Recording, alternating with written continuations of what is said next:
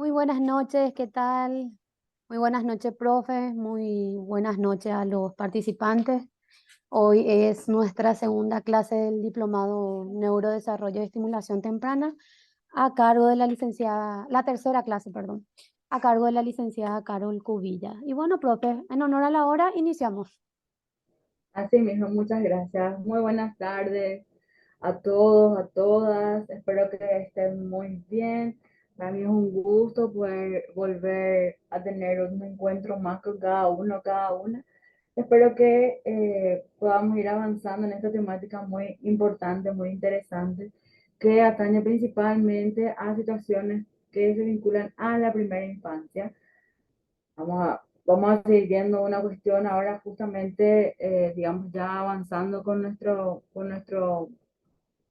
tema del día, ¿verdad? Que seguimos desarrollando una secuencia de clases que tienen que ver con, eh,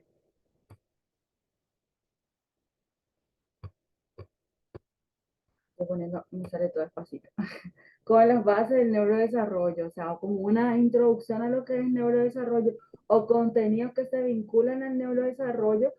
Vamos a ver o estamos viendo generalidades de ellos. Posteriormente, al avanzar, vamos a ir integrando estos conocimientos o estos contenidos a acciones, digamos, más precisas que se vinculan a situaciones que van ocurriendo dentro de este proceso de desarrollo infantil con calma. Entonces, bienvenidos, bienvenidas a todos, a todas. Esta es nuestra tercera clase. Bueno, antes de que se nos olvide, nos quede poco tiempo, sí, vamos a hablar sobre nuestro trabajo de proceso. ¿Sí? Nuestro trabajo de proceso debe ser presentado vía plataforma. Van a encontrar un apartado que yo voy a colocar como trabajo de proceso número 1. Ahí tienen que subir su trabajo, ¿verdad? En realidad es bastante sencillito. Yo sé que la mayoría tiene mucha experiencia, pero bueno, digamos que es como un protocolo transitar esta área. Entonces vamos a elaborar un mapa conceptual sobre lo que tiene que ver con el sistema nervioso central, con el sistema nervioso autónomo y el sistema nervioso periférico. ¿Sí? Va a ser una sola entrega. La fecha tope de entrega de este trabajo se va a tomar como el día el día jueves 18.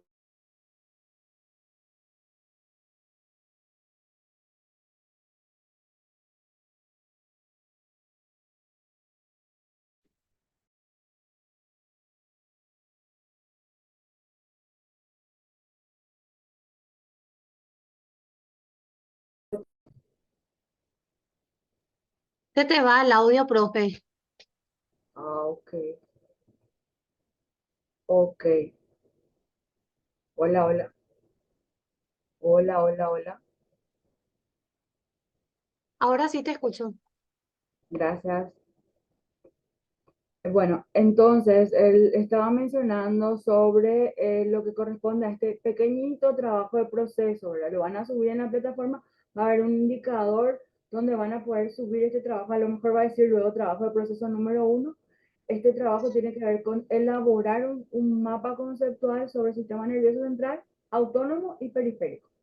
Sí, básicamente, digamos, es un protocolo para mucho, pero bueno, tenemos que transitar esta área. Este trabajo se entrega el próximo jueves, ¿sí? Incluso lo podrían entregar hasta las 23 horas aproximadamente.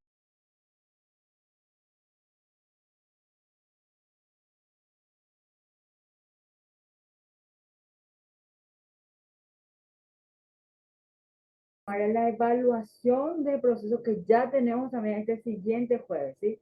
Tuvimos y hoy concluimos nuestra tercera clase, ¿sí? Digamos, semipresencial, o sea, virtual sincrónica, mejor dicho, virtual sincrónica. De todas maneras, lo que no pueden estar en el momento de la clase la pueden ir viendo siempre mediante la plataforma. Las clases siempre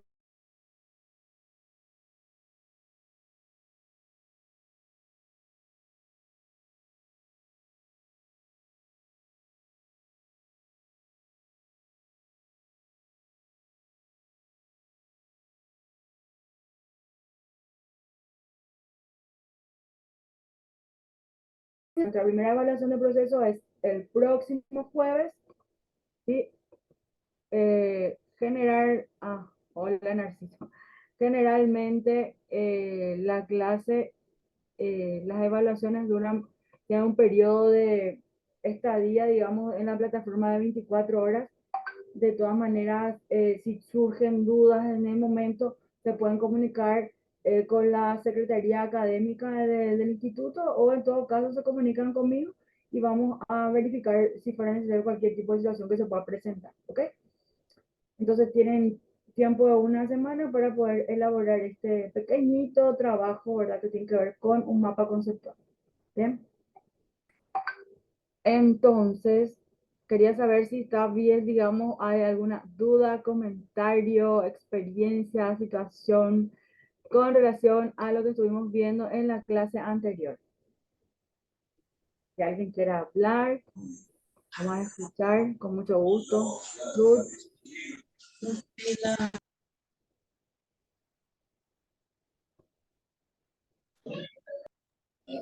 Hola, ¿qué tal, Hola, Ruth. profe?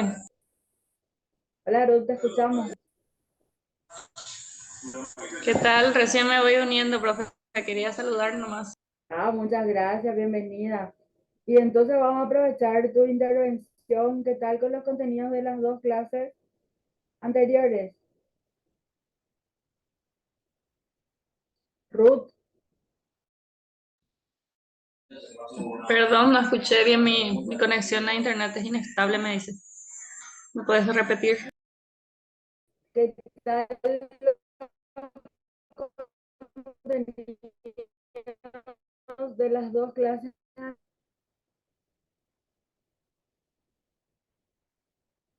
¿Pudiste leer las clases anteriores? No, no pude acceder todavía a la plataforma, profe. No, Ah, teníamos que solicitar para nuestro código y eso, ¿verdad? seguramente sí. Hay un proceso para ingresar. Ah, dale, dale. Entonces, Con la Secretaría Académica podés comunicarte y ellos van a facilitar la mañana información. solicito para ya en los materiales. Muchas.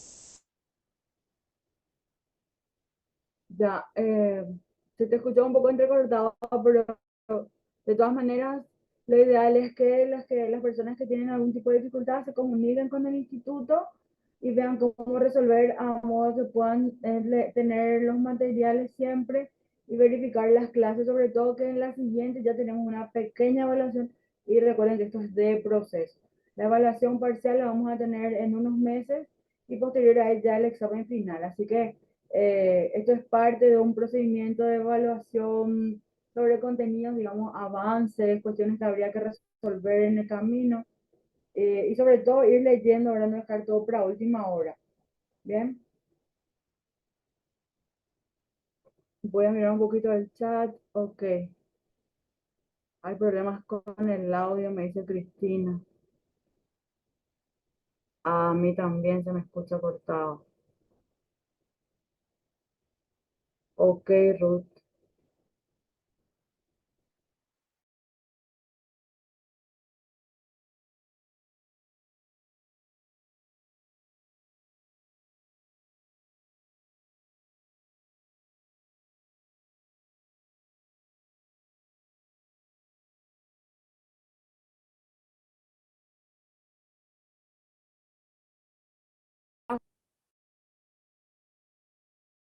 Vamos a probar entonces si salen los videos, si se escuchan y se ven, para que podamos iniciar la sesión de hoy.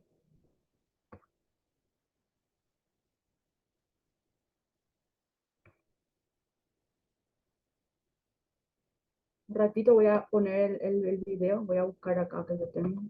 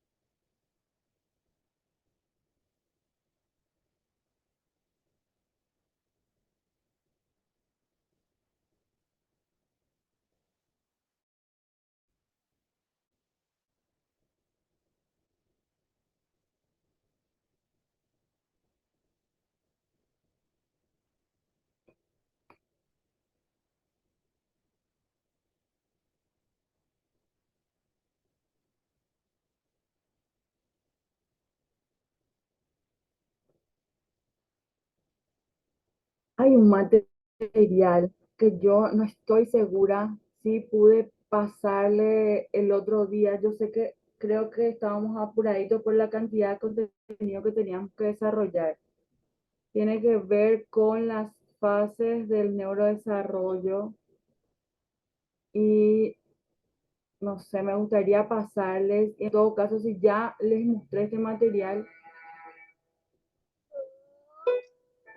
perdón, en todo caso, si ya vieron este material, entonces yo voy a quitarlo nomás de, sí, pero en el caso que no lo vieron, me parece importante que podamos verlo, compartir.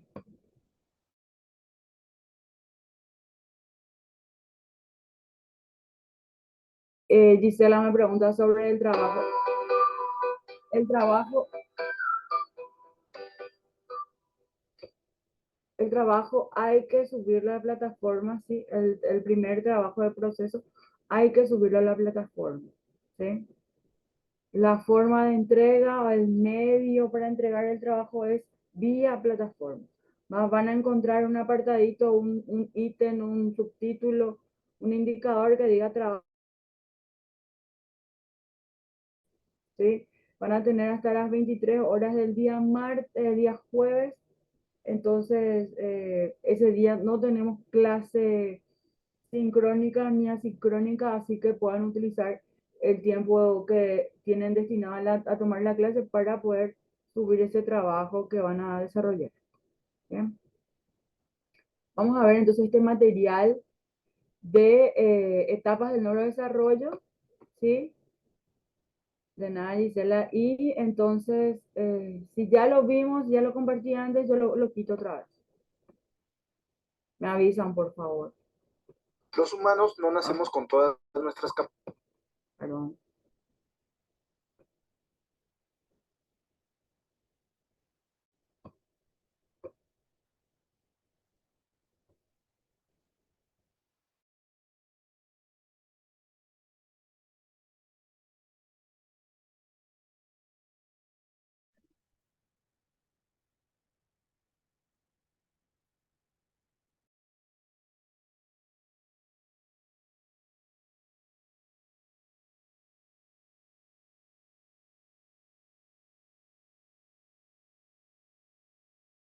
Alcanzar la madurez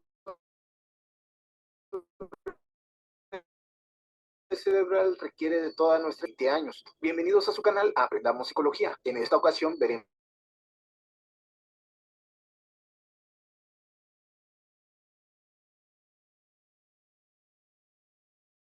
María José Más. ¿Listos? Aquí vamos. Primera etapa, neurodesarrollo anatómico. La adquisición de la estructura cerebral, tal cual será en el cerebro adulto, es el fenómeno que predomina en el neurodesarrollo prenatal. Durante la gestación, la velocidad del neurodesarrollo embrionario y fetal es rapidísima y suceden fenómenos extraordinariamente complejos. Esto es evidente un complejísimo organismo vivo, un ser humano, del que su cerebro se lleva la palma en complejidad y en solo 38 semanas. La velocidad de crecimiento es asombrosa en este periodo. En 9 meses el cerebro alcanza un peso de unos 350 gramos y la capacidad craneal tiene un perímetro entre 33 y 36 centímetros de media. Para entenderlo aún mejor, podemos a su vez subdividir esta etapa de neurodesarrollo anatómico en 3, de modo que cada subetapa coincida con un trimestre del embarazo y caracterizar cada trimestre según los fenómenos más significativos que suceden en el neurodesarrollo. En el primero predomina la generación de nuevas células. Podríamos llamarlo subetapa de génesis celular. El segundo trimestre se caracteriza por cerebro, cerebelo, tronco del encéfalo, médula espinal y nervios. La llamaremos subetapa organizativa. En el tercero empieza el aumento de tamaño de estos órganos, que como sabemos no acaba con el nacimiento. Podemos decir que es la subetapa del crecimiento anatómico. Segunda etapa, neurodesarrollo de la autonomía motora. Es evidente que al nacimiento el cerebro no está completamente desarrollado, le queda mucho camino por recorrer y en ese camino los 3 primeros años de vida van a ser cruciales. Durante estos años las personas adquirimos autonomía y dominio de las funciones motoras conscientes de nuestro organismo. El cerebro es un órgano que solo sirve a los seres vivos que se desplazan de un lugar a otro. Los seres vivos estáticos carecen de cerebro, de sistema nervioso. Esto es lógico, pues el cerebro es nuestro órgano de relación, el que nos permite analizar el medio para dar una respuesta adaptada a lo que sucede en cada momento. La circunferencia craneal pasa de los 34 centímetros a los 50. Esos son 16 centímetros de diferencia. Nunca volverá a crecer tanto en tan poco tiempo.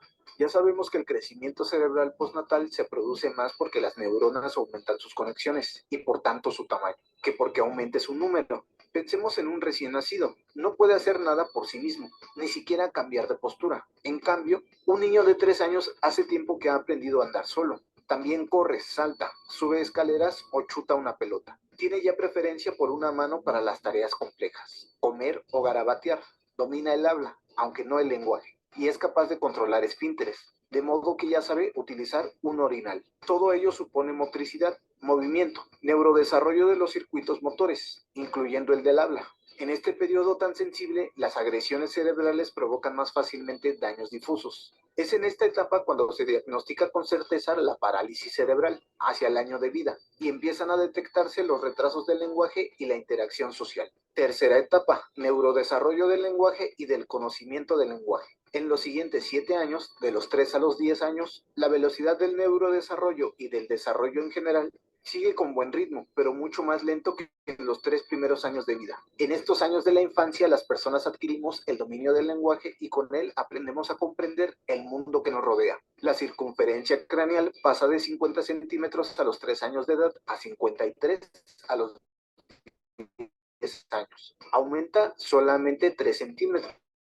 En construyéndose nuevos circuitos neuronales, predomina la consolidación de los circuitos formados en la etapa anterior.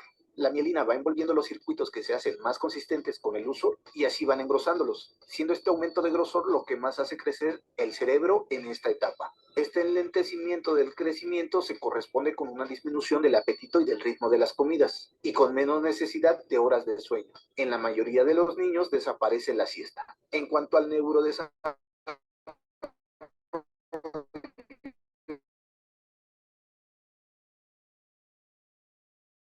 del pensamiento. La del cerebro humano es relacionarse con el entorno, necesita de una herramienta que le permita comprenderlo, hacerlo suyo, para transmitirlo a otros. Simplificando, pero intentando mantener el rigor, podríamos distinguir 2 periodos más diferenciados en esta etapa, según lo que predomine en cada uno de ellos. De los 3 a los 6 años predomina el dominio progresivo del lenguaje. Se amplía el vocabulario desde unas 100 palabras a los 3 años a 2000 a los 6. De los 6 a los 10 años predomina el desarrollo del pensamiento formal. Con el dominio del lenguaje mejora la comprensión del entorno y se adquieren nuevos conocimientos basados en la lógica de lo concreto. Los trastornos del lenguaje son ya evidentes en esta etapa y afloran.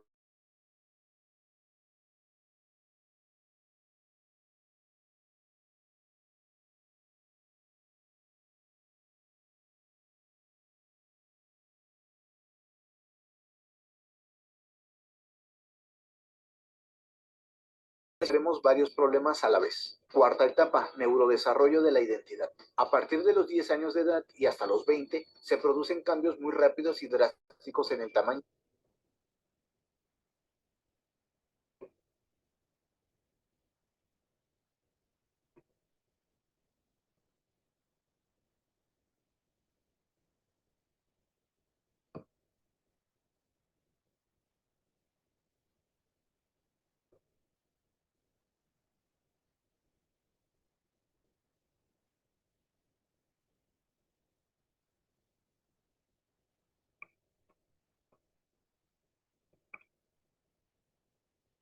Muy bien. Entonces, llegamos hasta los 10 para pasarnos un poquito de nuestra principal franja etaria. Lo podemos ir viendo más adelante, en todo caso, si corresponde, ¿verdad?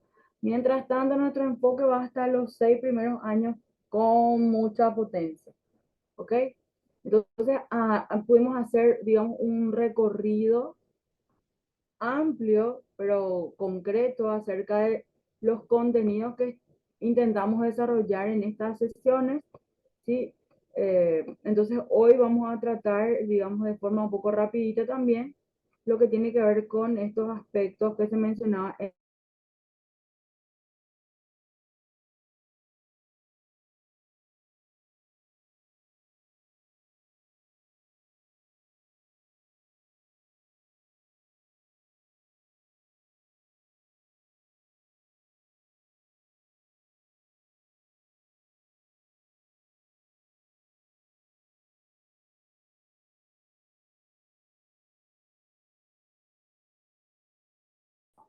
Bien.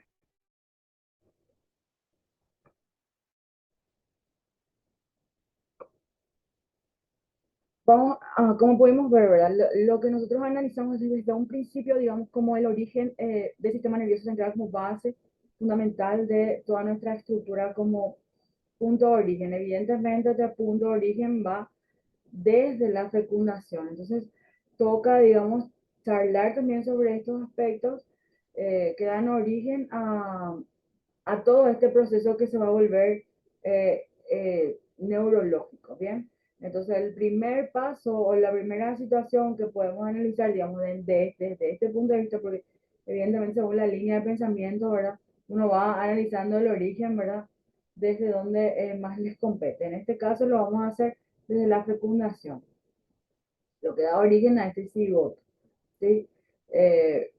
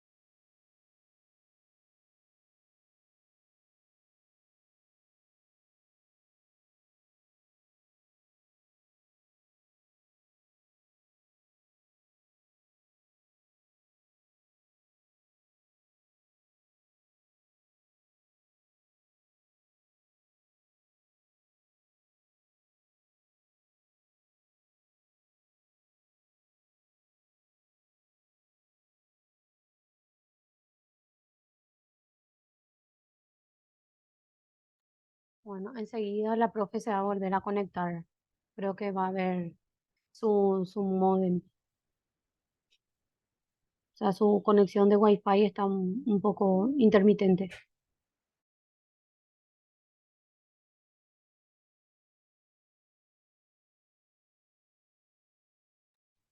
Ya volvió la profe de vuelta.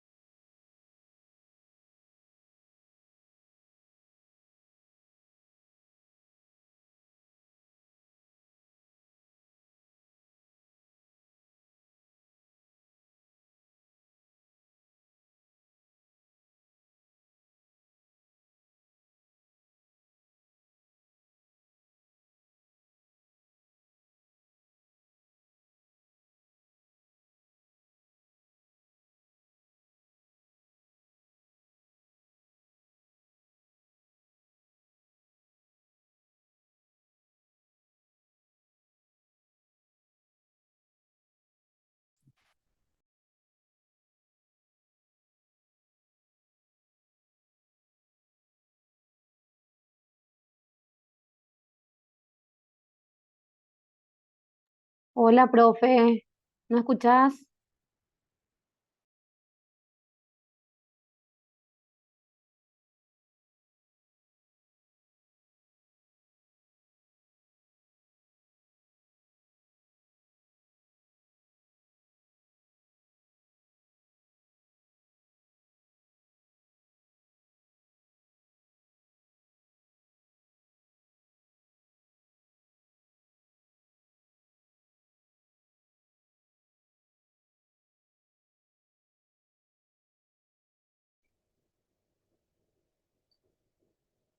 Creo que seguimos con un problema de internet o de conexión o de algo que tiene que ver con eso. Eh, Disculpas. Eh, Vamos a seguir desarrollando todo lo que queda, o sea, todo lo que se pueda. Lo siento mucho el corte, no estaba previsto. La verdad que no sé qué es lo que estaba pasando realmente. Pero bueno, vamos a continuar y les pido disculpas si es que vuelve a pasar. No sé si salí yo, si se cortó. Pero bueno, les pido mil disculpas y cualquier cosa que quede, volvemos a repetir las veces que sea necesario en este o en otro momento sin dudar. Entonces, nada, estábamos hablando de las mutaciones cromosómicas. Entonces, en dependencia de la cantidad final en el conteo cromosómico, podemos también determinar algunos síndromes como uno de los más, digamos, promocionados o conocidos que tiene que ver con el síndrome de Down, ¿verdad? Que es la mutación, ¿verdad? O más bien eh, la trisomía, ¿verdad? El par 21, ¿bien? Trisomía, que es aumenta un cromosoma, ¿sí? Como una mutación, ¿verdad? En este caso por eso le llaman trisomía. En vez de ser dos, como un par que corresponde, son tres. Y así sucesivamente. Obviamente estas cuestiones pueden ser genéticas, hereditarias o al vincularse con ciertas situaciones y patologías, eh, estas pueden surgir en dependencia de la exposición a qué y en qué momento, ¿verdad? Tanto durante el embarazo, durante la gestación y post-embarazo. Bueno, no, durante la gestación generalmente ocurre lo que va a verse más adelante, que ya es a partir del nacimiento. A veces no se puede terminar en la primera etapa, que sería en la gestación, y eso también lo vamos a ir viendo más adelante. Bueno, posteriormente tenemos la etapa embrionaria, que comienza aproximadamente también en la tercera semana de gestación y culmina aproximadamente en la 8, ¿verdad? Digamos que bastante bibliografía coincide con esa clasificación. Posterior a la octava semana del embarazo tenemos ya la etapa fetal, que termina en el momento del parto. A partir de la semana 8 de gestación, el producto, le dicen, ¿verdad? No me agrada tanto, pero bueno, yo hice una copia literal, pero bueno, no tienen que estar todos de acuerdo con esto, ¿verdad? Tampoco yo estoy de acuerdo, pero bueno, en esa bibliografía le llamaban producto, bueno, y lo escriben o lo citan como feto. Ya en la etapa fetal, ¿verdad? Obviamente poseemos, o sea, los bebés, o en este caso el feto que está en proceso de crecimiento, en proceso de desarrollo, posee todos los sistemas y órganos. Obviamente esto va a ir madurando y creciendo progresivamente para el momento del nacimiento y posteriormente. Bueno, vamos a destacar que la embriología también es el área de la genética que se encarga del estudio del desarrollo del embrión. Que va desde la fecundación hasta el nacimiento. Entonces, ahí podemos ver ampliamente todo el detalle y profundizar todo el detalle que ocurre durante este proceso de gestación que empieza con la concepción. Y obviamente estamos hablando del inicio del desarrollo, ¿sí? A partir de la concepción. Bueno, durante estas etapas, el producto otra vez sería el bebé, el feto, está expuesto a diversos riesgos. Es verdad que lo que también nos llama a analizar sobre por qué están presentes estos riesgos, por qué no podemos evitar de manera efectiva cierta cantidad de riesgos por lo menos. O a veces lo tenemos a la mano y lamentablemente no hacemos nada para intervenir en esta situación.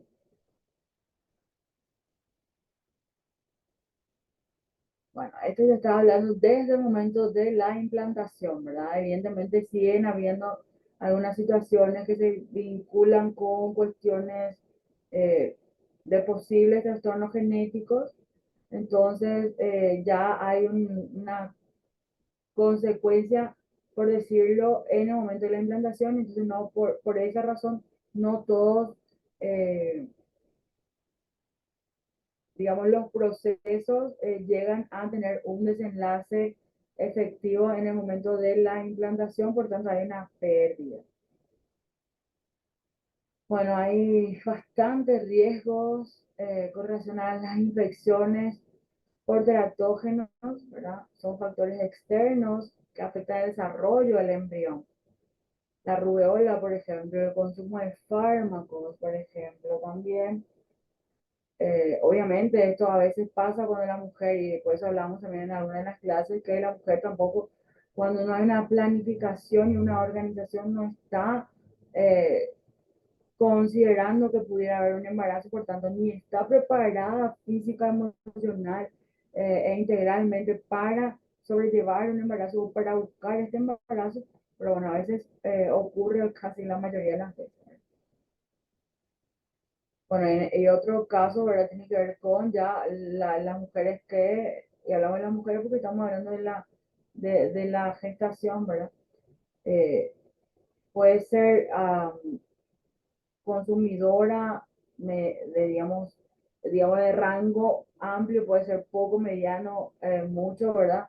El rango en el que pueda consumir alcohol o cocaína, por dar ejemplos breves, porque existe una amplia gama de cuestiones tóxicas que se pueden seguir ingiriendo y que obviamente tienen consecuencias en el feto.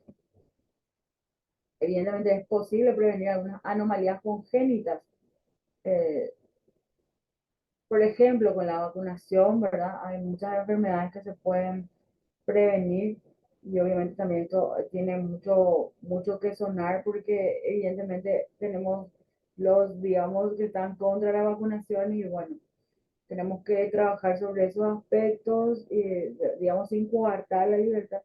Pero en este caso no estamos hablando, o el foco principal no tiene que ver con el adulto, ¿sí? Estamos mencionando esto porque efectivamente esto tiene una implicancia en el feto, en el próximo bebé. Por tanto, hablamos desde un abordaje de derecho. Entonces, la Convención Internacional de los Derechos del Niño y los Derechos Humanos abordan al ser desde la concepción. Por tanto, debemos proteger y cuidar estos aspectos.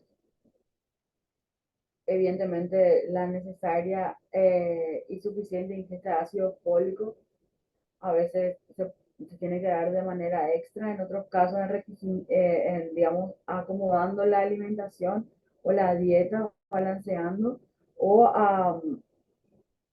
acoplando ciertas cuestiones que van a contener más ácido fólico como suministro básico en esta etapa principal. Y obviamente los cuidados prenatales. Una cifra que da la Organización Mundial de la Salud tiene que ver con que cada año, una cifra, cada año 303.000 recién nacidos fallecen durante las primeras 4 semanas de vida en el mundo, debido a anomalías congénitas, ¿sí? Los trastornos congénitos graves más frecuentes son malformaciones cardíacas, los defectos del tubo neural y el síndrome de Down. ¿Bien? Evidentemente son trastornos que surgen en un periodo de corta vigencia del feto. Estamos hablando en este caso de embrión. ¿Sí? Estas cuestiones que tienen que ver con el tubo neural se relacionan mucho con la suficiente ingesta de ácido fólico. Obviamente, lo que estuvimos mencionando también, estas cuestiones de ingerir sustancias eh, tóxicas o que dañen la salud, y las cuestiones que tienen que ver con la genética o cromosomática, en este caso el síndrome de Down. tenemos estas cuestiones también que a veces son hereditarias, ¿verdad? Que tienen que ver con las malformaciones cardíacas, entre otras, ¿verdad? Pero bueno, se destaca en este apartado las cardíacas. Evidentemente contra esto, ¿verdad? A veces se dice que los primeros 3 meses, ¿verdad? Incluso los médicos, en dependencia de los factores de riesgo de la madre, por ejemplo, una madre, lamentablemente aquí todavía se habla muchísimo de que más de 30 años de un embarazo es casi siempre de riesgo. Obviamente esto no es el 100% de la población de especialistas, pero sin embargo se sigue mencionando esta cuestión. Y evidentemente el sobrepeso, la hipertensión, las enfermedades cardiometabólicas, los trastornos cardiometabólicos, ¿verdad? Afectan directamente toda esta situación y hacen que la situación de riesgo aumente. Los cuidados en este primer, a veces mes, a veces 3 meses, que la madre no se da cuenta que está embarazada o prefiere esperar sin tomar medidas, deja consecuencias drásticas en la vida de estos bebés y bueno, cuando hay estas malformaciones o se presentan situaciones de este tipo, hay una pérdida espontánea o un aborto espontáneo, ¿verdad? Y a veces utilizan esta comparación con la ley de la selva, ¿verdad? Sobreviven más fuertes, o lo que van a poder eh, sobrellevar las situaciones que les esperan. Pero bueno, eso ya son extras comentarios, ¿verdad? Que en dependencia de la visión de cada uno se puede manejar. El entorno y obviamente los efectos negativos en el embrión. Bueno, desde dentro del útero, el feto puede sufrir malformaciones por cuestiones externas, como por ejemplo, se destaca entre ellas el pie equinovaro, cuya causa es multifactorial. Eso también tenemos bastante. Queremos encontrar la razón, el por qué, el para qué, el cómo, el dónde. Bueno, a veces sus orígenes, en la mayoría de los casos, son de múltiples orígenes, por tanto no se puede determinar exactamente cuál fue la razón. Bueno, intervienen factores genéticos y ambientales. Esta malformación se caracteriza porque el pie no puede flexionarse, ¿sí? No puede hacer planta, está como en puntita, en media punta sería para los que manejan ballet. También pueden presentarse malformaciones que dañan el sistema nervioso central y el desarrollo del corazón, alteraciones en la formación y conformación de pulmones, esófago, tubo digestivo, glandular y problemas de cadera. El labio leporino y paladar hendido, ¿verdad? Que nosotros conocemos, o es más promocionado porque hay campañas de nivel internacional para poder intervenir en este caso, en estas situaciones. Esto ocurre estando en el útero, ¿verdad? Y se da el cambio en la secuencia de los genes, ¿sí? Con estas ecografías en 3D, en 4D, generalmente digamos, facilita bastante la observación de esta situación, por tanto, una posible intervención en tiempo y forma. La espina bífida que estuvimos hablando, que tiene mucha relación con también el consumo, la necesidad de consumir en tiempo y forma, en el periodo en el que esto tiene que cerrarse, ¿verdad? Que el tubo neural tiene que cerrarse completamente y adecuadamente. El tiempo y forma es fundamental en esto. Entonces, necesita ácido fólico, suficiente ácido fólico para poder completar, digamos, su evolución, porque el tubo neural está abierto y va cerrándose y va sellándose. Por tanto, cuando esto tiene un problema en el cierre, que o algún tipo de situación que va surgiendo que no hace que o no permite que el cierre sea en tiempo y forma, provoca, por ejemplo, una situación como la de la espina bífida, que es un defecto congénito del cerebro, la columna o la médula espinal, ¿sí? Entonces ocurre si la columna vertebral del feto no se cierra completamente durante el primer mes del embarazo. Y por eso, por eso obviamente puede dañar los nervios en la médula espinal. Por eso es que se dice que la madre incluso tiene que estar preparada para ser madre o para embarazarse 22 años antes. Y uno se pregunta por qué 22 años antes. Porque la formación, la preparación de la madre empieza cuando digamos que la mamá también está creciendo. Entonces también eso tiene que ver con un enfoque de la educación que debe tener la mamá, la conciencia que debe tener la mamá para esta situación y la responsabilidad. ¿Bien?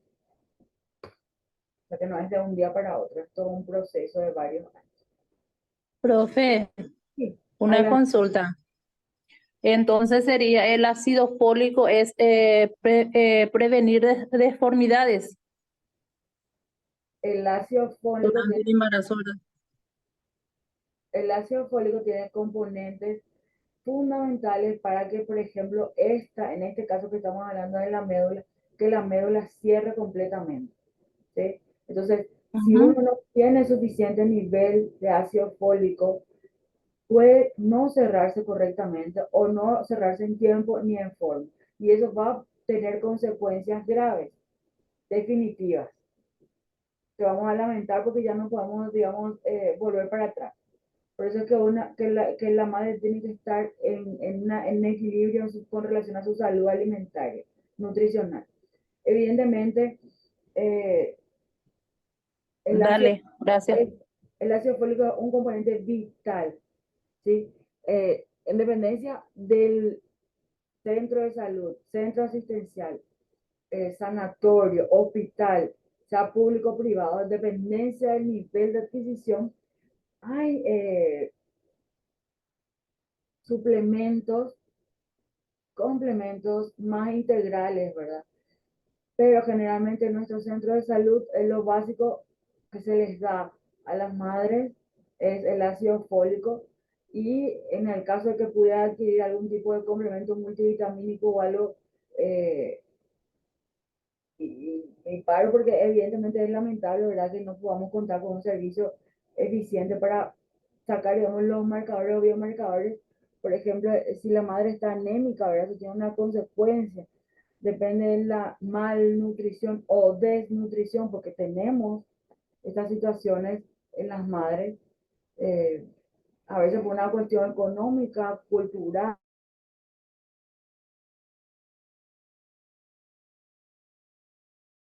y tiene que subsistir o tiene que avanzar con esta situación. Y esto va a dejar consecuencias. En dependencia del lugar donde se lleve la atención prenatal, ellos van a dar componentes un poco a veces más completos, más complejos y obviamente mayor costo adquisitivo. Pero básicamente todos los componentes o todas las propuestas incluyen el ácido fólico. Según la corriente de la formación de los médicos, ellos van a determinar a través de un examen clínico si la madre necesita más algún énfasis en algún complemento multivitamínico, entre otras cuestiones. También la cantidad de ácido fólico. Si es anémica, obviamente en dependencia del...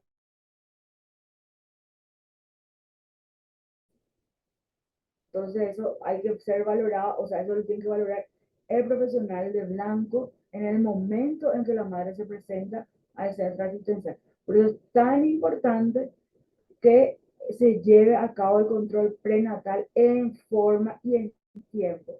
No esperar, evidentemente, al tercer mes del embarazo para, digamos, asistir, o incluso más, ¿verdad? Asistir a un centro de salud o comunicarse con un profesional de salud, porque evidentemente esto deja secuelas. Y la promoción de las acciones en tiempo viene de parte de nosotros para con todas las personas. No importa las veces que repitamos, no importa que la gente se canse de escucharnos, en algún momento siempre la información llega a esa persona que está necesitando ese dato y les va a ser de beneficio. ¿Bien? Bueno, en dependencia, continuamos, ¿verdad? En dependencia de la gravedad y la malformación, esto se puede ver a través de este estudio ultrasonográfico o nuestra ecografía, que a veces son, digamos, lo más accesible o lo que tenemos en cada centro de salud. Sin embargo, obviamente, tenemos evolución en esta tecnología y entonces por eso llegamos, por ejemplo, a la ecografía en 4D, que evidentemente no va a ser el mismo aparato de hace 20 años el que te pueda dar la misma resultante. Entonces dependemos también de la calidad del aparato y no solo de la práctica y el ojo clínico del ecografista. Buscaríamos siempre, idealmente, que el ecografista sea médico especializado o, sí, que sea médico especializado en gineco-obstetricia, ¿sí? O en desarrollo infantil en todo caso, ¿verdad? Porque entonces el abordaje del médico va a ser más preciso e integral. Evidentemente, un médico general que tiene toda la formación espectacular y maravilloso, pero es en todas las áreas, eh, según la suerte, a lo mejor pudiera perderse algunos aspectos que un especialista eh, dedicado a ver todo lo que ocurre en el feto puede ver, observar y determinar. Es muy importante también eso tener en cuenta. Bueno, el ejemplo es que la espina bífida se puede observar con la ultrasonografía, ¿sí? Igual que el labio y paladar hendido. También el pie equinovaco, ¿bien? Entonces se puede observar, hay situaciones que se pueden observar. El síndrome de Down no se ve como tal, pero sí cuando se hace el conteo macrosómico, se puede notar, ¿verdad? Evidentemente hay marcadores que indican la presencia del síndrome, ¿bien? O sea, no es que vamos a ver el fenotipo, me refiero, ¿verdad? Que no vamos a ver la cara redondadita, los cachetitos, la lengua más aumentada, la forma de las orejas, ¿sí? No, no vamos a ver eso en el ultrasonido. Sin embargo, hay biomarcadores o marcadores, ¿sí? Como marca la ecografía de marcadores cromosómicos. Entonces hay un conteo de estos marcadores y esto va dando señales y va dando signos de que está en presencia este síndrome. Y esto pasa incluso antes de las 16 semanas. Entonces se puede ver muy rápido en el caso del síndrome de Down. Bien, entonces nuestro abordaje tiene que ver con ir desglosando un poquito, abriendo otra vez, recordando, traspasando otra vez por la situación de nuestra evolución semana a semana, ¿verdad? Vamos viendo cómo está nuestro deseado feto, ¿verdad? Que sería lo típico, neurotípico o normotípico del desarrollo para posteriormente entender cuándo surge el trastorno, cuándo surge la discapacidad, cuándo estamos hablando de enfermedad. Nuestro énfasis no va a ir hacia la enfermedad, sin embargo tenemos que entender que los conceptos de enfermedad, de trastorno, de síndrome y de otros son totalmente diferentes y los abordajes para la intervención también son diferentes. Entonces, desde nuestro punto de vista, encontrar el punto de partida de la situación, sea un trastorno, un síndrome, puede aportar mucho cuando queremos hacer una intervención eficaz. ¿Bien? Entonces, por eso también vamos a ir viendo esto. Pero para que no se me aburran tanto, quiero mostrarles entonces otro materialcito. Igual si tienen dudas o comentarios, por favor, no duden en abrir su micrófono.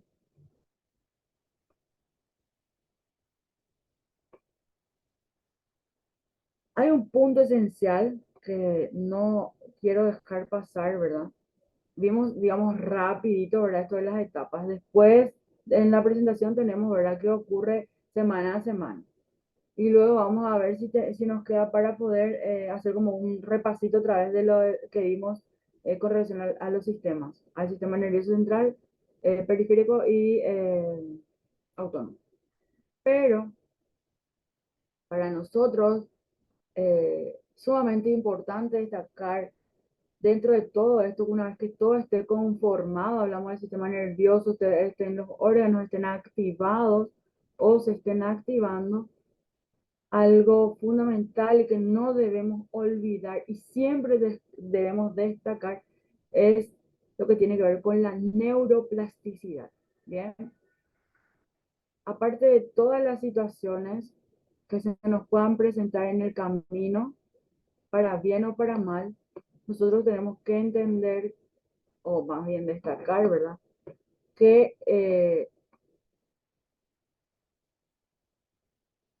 la neuroplasticidad es un aliado nuestro para nuestras intervenciones precisas, oportunas y sobre todo que sean exitosas.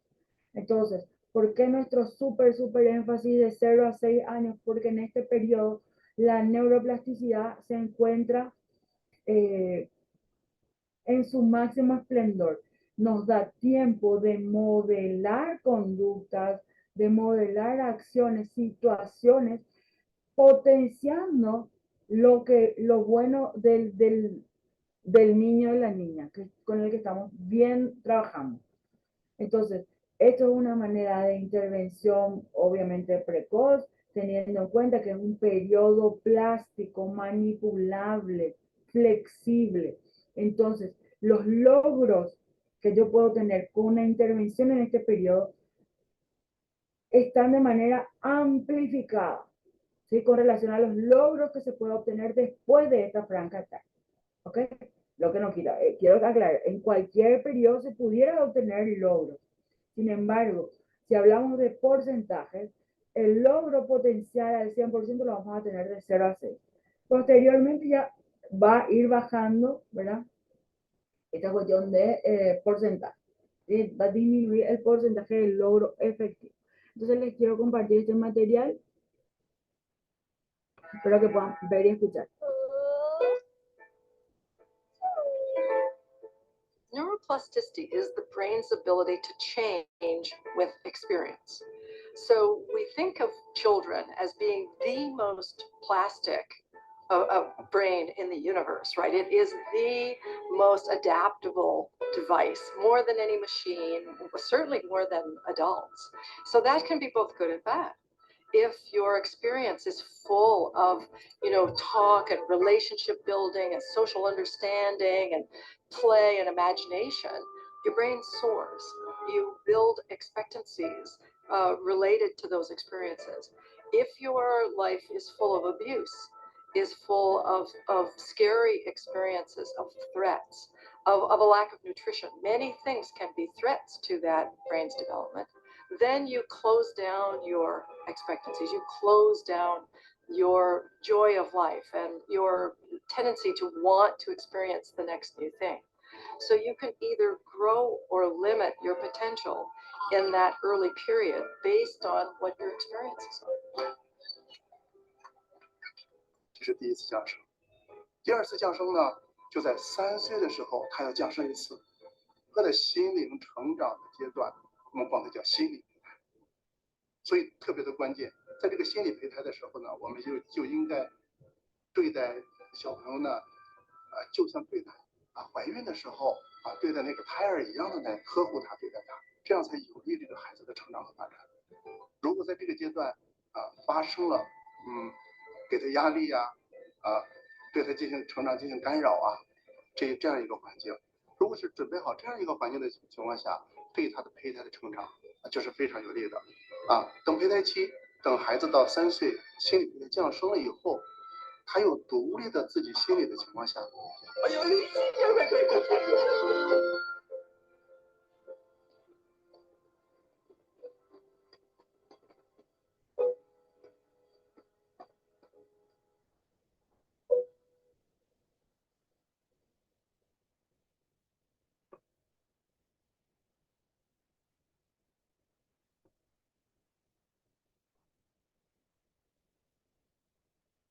，Muy bien. Entonces destacamos la participación o la exposición esplendorosa, porque es muy exagerada, de lo que ocurre con nuestras neuronas, que son mucho más plásticas en este periodo de 0 a 6 años principalmente. Bien, ¿alguna duda, comentario, intervención, algo que quieran decir con relación a lo que estamos viendo?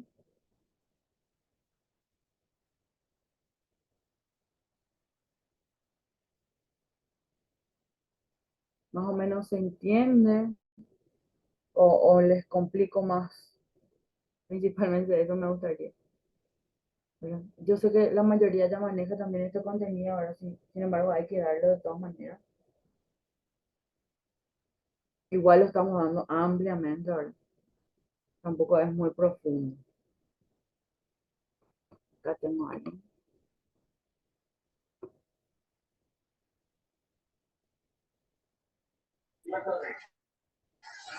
Bueno, En la muchas gracias. plataforma también se sube después el link de la clase, ¿verdad, profe? Sí, así es. En la plataforma LAC se puede volver a mirar, escuchar, a leer.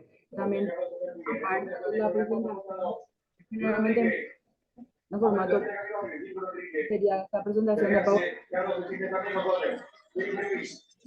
Ah, porque justamente llovió demasiado grande acá y muchas partes así no salía bien, no entendía y por eso nomás en lo personal no entendí bien tanto, pero ahora por ejemplo ya te escucho mejor nuevamente porque ya dejó de llover. Bueno, muchísimas gracias. Sí, la clase podés volver a ver las veces que quieras. Cualquier consulta, escribí al instituto y de todas maneras me puedes escribir también a mí y vemos cómo resolver. Eh, Todo siempre está en la plataforma. Eso ahí siempre van a tener todo bastante seguro y lo van a poder ver las veces que quieran. ¿Bien? Dale, profe, está bien, gracias. Bueno, justo. Tenemos entonces, tenemos que son las 8:30. Antes de empezar entonces este despliegue de un tránsito por las semanas, entonces me gustaría que podamos tomar un pequeño recesito de 10 minutos. Entonces a las 8:40 volvemos. No hace falta que se desconecten, quédense todos conectados. Coman algo, tomen algo, pueden ir al baño, cosas que ustedes quieran. Y nos encontramos de vuelta con cámaras en vivo a las 8:40. ¿Sí? Nos vemos a las 8:40.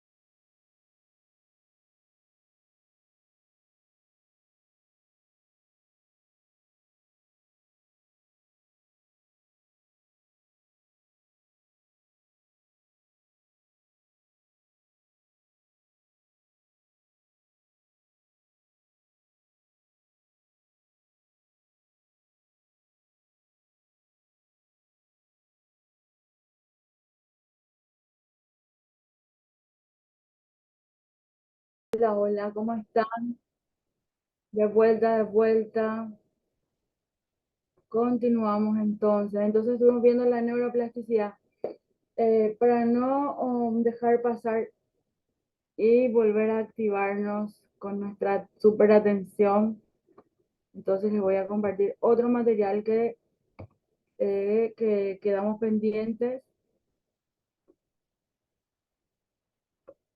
de la clase anterior y vamos a tratar de ir vinculando un poquito o tratando de mezclar un poquito los contenidos para que no sea tan tediosito. Vamos a hablar un poco del hipocampo.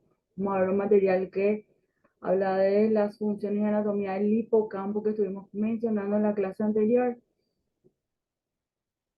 Y de paso hacemos como también un repasito, ¿verdad? Vamos viendo un poco o ampliando, ¿verdad? Según la necesidad, lo que tiene que ver con esta temática.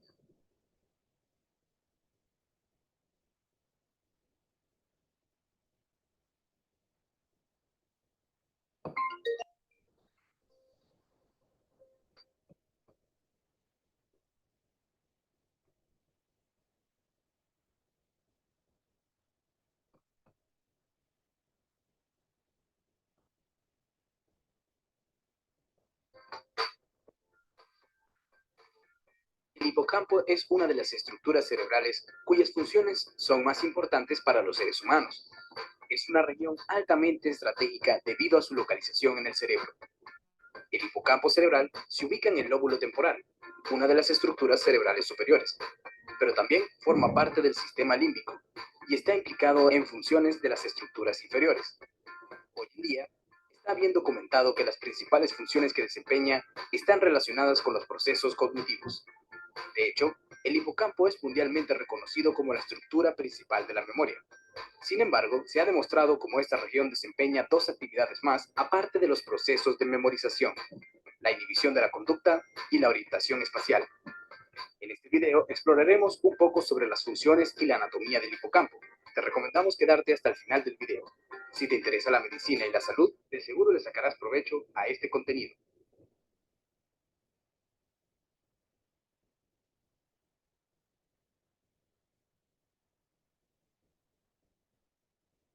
Anatomía del hipocampo.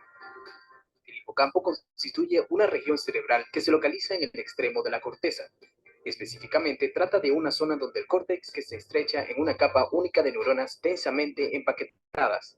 De este modo, el hipocampo es una pequeña región en forma de S, que se encuentra en el borde inferior de la corteza cerebral y que comprende porciones ventrales y dorsales. Debido a su localización, forma parte del sistema límbico, es decir, del grupo de regiones que se encuentran en la región que limita con la corteza cerebral e intercambia información con distintas regiones cerebrales. Específicamente, parece que el hipocampo guarda una estrecha relación con el córtex prefrontal y el área septal lateral. La conexión del hipocampo con estas zonas de la corteza explica gran parte de los procesos cognitivos y las funciones de memoria que desempeña la estructura. Por otro lado, el hipocampo también se encuentra conectado con las regiones inferiores del cerebro. Funciones del hipocampo. Con el paso de los años, se fue relacionando el funcionamiento del hipocampo con el desempeño de las funciones cognitivas. En la actualidad, la funcionalidad de esta región se centra en tres aspectos principales: la inhibición, la memoria y el espacio. La primera de ellas surgió en los años 60 mediante la teoría de la inhibición de conducta de O'Keefe y Nadel. En este sentido, la hiperactividad y la dificultad de inhibición observada en los animales con lesiones en el hipocampo desarrolló esta línea teórica y relacionó el funcionamiento del hipocampo con la inhibición conductal. Por lo que se respecta a la memoria, se empezó a relacionar a raíz del famoso artículo de Scoville y Brenda Milner, en el que se describía cómo la destrucción quirúrgica del hipocampo en un paciente con epilepsia le provocó amnesia anterógrada y una gravísima amnesia retrógrada. La tercera y última función del hipocampo se inició mediante las teorías de los mapas cognitivos de Tolmans y el descubrimiento de O'Keefe, de que las neuronas en el hipocampo de las ratas parecían mostrar una actividad relacionada con la localización y la situación espacial. Hipocampo e inhibición. El descubrimiento del papel del hipocampo en la inhibición conductal es bastante reciente. De hecho, esta función todavía está en fase de investigación. En la investigación de esta pequeña región, se ha postulado que el hipocampo podría tener un papel importante tanto en la inhibición conductal como en el desarrollo de la ansiedad. El estudio se centró en buscar la sincronización de la actividad cerebral entre las regiones del cerebro, ya que este factor constituye un signo de transferencia de información. Como el hipocampo y la corteza prefrontal están conectados, la sincronización se hizo patente en todos los entornos en los que se exponía a los ratones. Sin embargo, en las situaciones que producían ansiedad a los animales, se observó que se incrementaba la sincronización entre ambas partes cerebrales. En esta investigación se logró concluir que el hipocampo es la encargada de transmitir la información necesaria para inhibir ciertas conductas. Hipocampo y memoria. Hoy en día existe un elevado consenso científico en afirmar que esta región constituye una estructura vital para el funcionamiento y el desarrollo de la memoria. Principalmente se defiende que el hipocampo es la estructura cerebral que permite la formación de nuevos recuerdos de los acontecimientos experimentados, tanto episódicos como autobiográficos. De este modo se concluye que el hipocampo es la zona del cerebro que permite el aprendizaje y la retención de la información. Esta hipótesis ha quedado ampliamente demostrada tanto por múltiples investigaciones neurocientíficas como sobre todo por la sintomatología que produce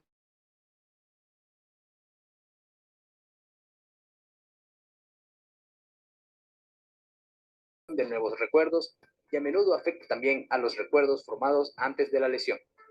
No obstante, el papel principal del hipocampo en la memoria reside más en el aprendizaje que en la recuperación de información previamente almacenada. De hecho, se sustenta que cuando las personas formamos un recuerdo, este primeramente queda almacenado en el hipocampo, pero con el paso del tiempo la información accede a otras regiones de la corteza temporal.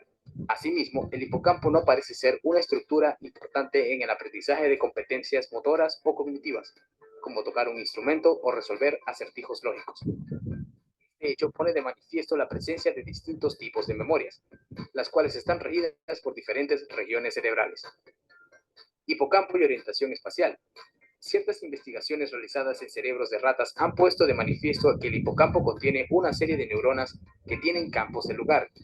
Esto quiere decir que un grupo de neuronas del hipocampo desencadenan potenciales de acción o transmiten información cuando el animal pasa por un sitio concreto de su entorno. De este modo, los estudios con roedores han puesto de manifiesto que el hipocampo podría ser una región vital en el desarrollo de la capacidad de orientación y la memoria espacial. En humanos, los datos son mucho más limitados, debido a las dificultades que plantea este tipo de investigación.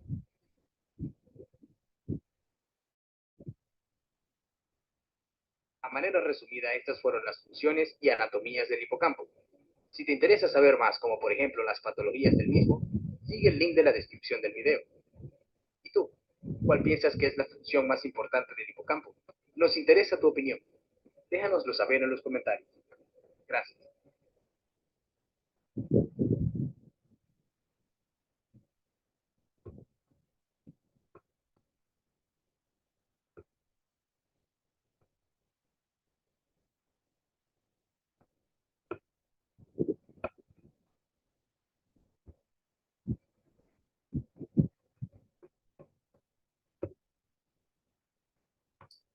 Ok, entonces estuvimos también describiendo brevemente, ¿verdad? Esto que tenía que ver con algunas funciones principales, como pueden notar, del hipocampo, que es un área, como pueden notar, sumamente importante, vinculada a situaciones que tienen que ver con el aprendizaje y la memoria. Pudieron notar que se encuentra también vinculado al sistema límbico, entonces la intención es no perder de vista los contenidos que estuvimos tocando en la clase anterior, sí poder ampliar, ¿verdad? Según obviamente nuestro énfasis, ¿verdad? En las situaciones que nos condicionan y vamos a también necesitar en todo este proceso de desarrollo cuando lo estamos viendo, cuando estamos haciendo seguimiento del desarrollo, podemos notar tal vez dónde se encuentra o señalar dónde se encuentra, digamos, el foco de la situación detonante, tal vez la señal de alerta, o a qué podemos vincular o en qué área está lo que, lo que nos está llamando la atención. El chico tiene a lo mejor un tema de que no recuerda lo que se trabajó en la sesión anterior a lo mejor fue el día antes, entonces podemos ir verificando con la ayuda de los especialistas si realmente existiera algún tipo de situación, sobre todo si hay algún tipo de trastorno que afecta el área, que toma el área, o algún accidente que se vincule a esta área cerebral. ¿Bien? Entonces, cuando se hablan también de memorias, en este caso, que se vinculan al crecimiento intrauterino, nosotros tenemos bastantes teorías, ¿verdad? Entre ellas hay que los recuerdos quedan desde que el niño está en periodo de gestación. Entonces también podemos tener esa noción de intentar ver si realmente se corresponde con la situación del hipocampo o no, ¿verdad? Bueno, eso ya va a quedar a criterio profesional y personal de cada uno. Y vamos a ir mirando un poquito desde la semana 5, ¿verdad? Ya se considera, ¿verdad? Periodo embrionario. Entonces ya deja de ser feto y se convierte en un embrión. Todo lo que estuvimos viendo anteriormente. ¿Sí? Se desarrollan los principales sistemas y la estructura del bebé. Las células del embrión obviamente se multiplican y comienzan a asumir funciones específicas. En esto va resaltado estas cuestiones de evolución, ¿verdad? Esto se llama diferenciación, ¿verdad? Es sumamente importante entender que esto tiene un nombre y se llama diferenciación. Se desarrollan todas las células sanguíneas, nefronas, neuronas. El embrión crece rápidamente y los rasgos externos del bebé empiezan a formarse. El tracto gastrointestinal del bebé comienza también a formarse. Durante el primer trimestre del bebé tiene mayor riesgo de daños a raíz de factores que pueden causar anomalías congénitas, como estuvimos viendo. Esto incluye medicinas como el consumo de drogas también ilícitas, consumo excesivo de alcohol, infecciones como la rubéola, entre otros factores, ¿sí?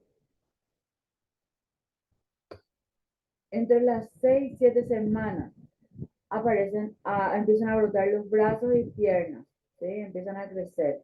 El cerebro se transforma en 5 áreas diferentes. Algunos nervios craneales son visibles. Los ojos y oídos comienzan a formarse. Se forma el tejido que se ha de convertir en la columna y otros huesos, ¿sí? El corazón del bebé continúa desarrollándose y ahora late a un ritmo regular. Esto se puede ver con un ultrasonido vaginal. La sangre se bombea a través de los vasos mayores. Estamos hablando de la semana 6-7 de gestación. A veces la madre atenta pudiera observar signos como la falta del periodo que pudiera llamar la atención para tomarse o para hacerse una evaluación y determinar si está embarazada o no. Evidentemente no es suficiente, por ejemplo, solamente medir orina, habría que medir sangre.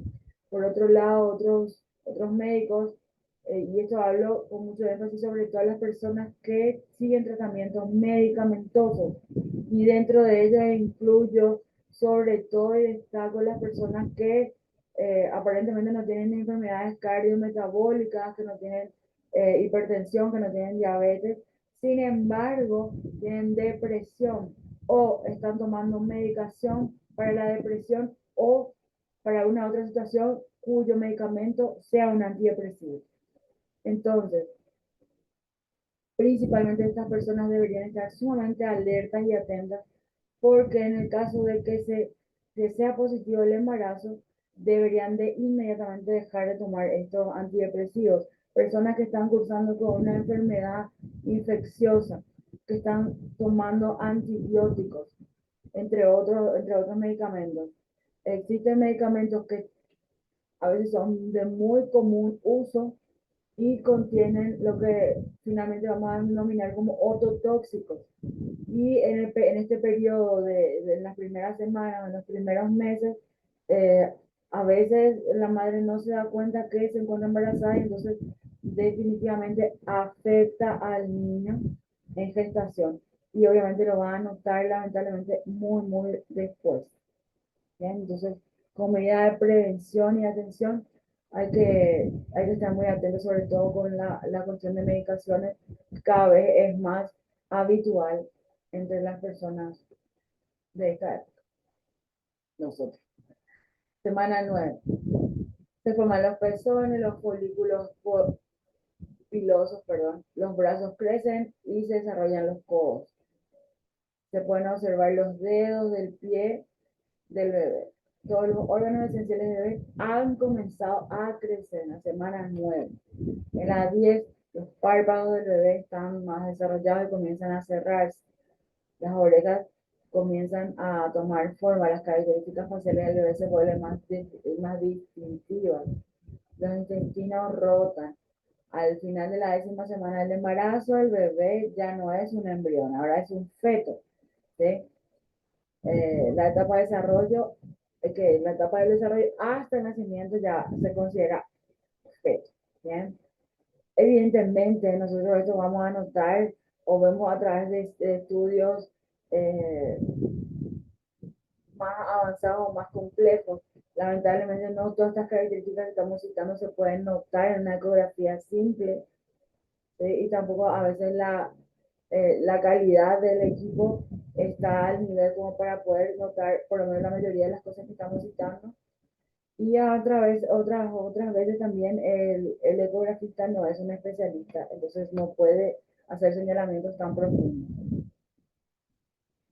La semana 11 y 14, estamos hablando de todo este periodo de riesgo en que se pueden presentar abortos espontáneos. Entonces la mayoría de los médicos sugieren, sobre todo cuando hay factores de riesgo, sea la edad o condición alguna de la madre, recomiendan, por ejemplo, que se mantenga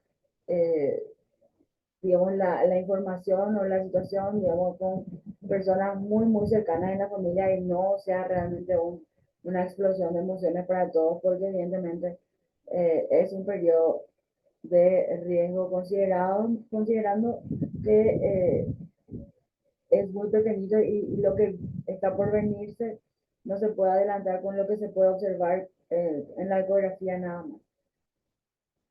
Entonces tenemos acá los párpados se cierran, vuelven a abrirse más o menos a las 28 semanas.